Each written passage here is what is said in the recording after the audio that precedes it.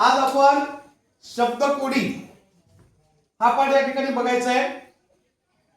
आपल्या शिष्यवृत्ती परीक्षेमध्ये असे वेगवेगळे प्रश्न दिले जातात आणि आपल्याला ती कोडं सोडवावं लागतं। याच्यासाठी आपल्याला 2 मार्काचा एक प्रश्न येतो।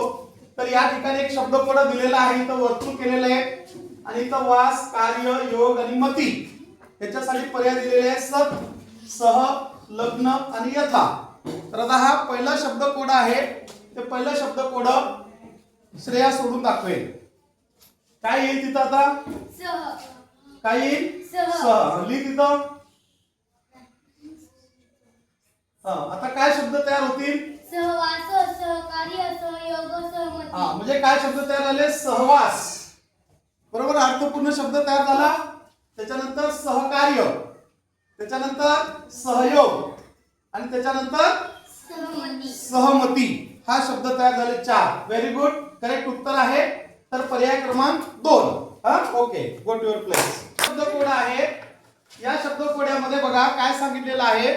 उभा शब्द जर आपण लिहिला तर त्याचा अर्थ झाला पाहिजे गरज, आणि आडवा शब्द जर बघितला तर त्याचा अर्थ झाला पाहिजे बळकट। तर याच्यासाठी या पर्यायातला कोणता अक्षर या मधल्या गोलात लिहिलं तर ते आपलं योग्य कोड सुटेल। तर हे स्नेहल बघूया आपण कसं करून दाखवतो ते। कुठला शब्द घालायला पाहिजे तिथं मध्ये भागी? क घातल्यावर काय होईल?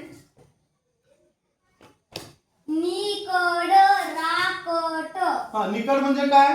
निकट म्हणजे गरज। निकड म्हणजे गरज तयार झाला शब्द। आणि दुसरा शब्द काय झाला? आडवा शब्द राकट म्हणजे बळकट। राकट म्हणजे बळकट। अशा पद्धतीचे शब्द आपल्याला सोडवता आले पाहिजेत। व्हेरी गुड, क्लॅप्स गो।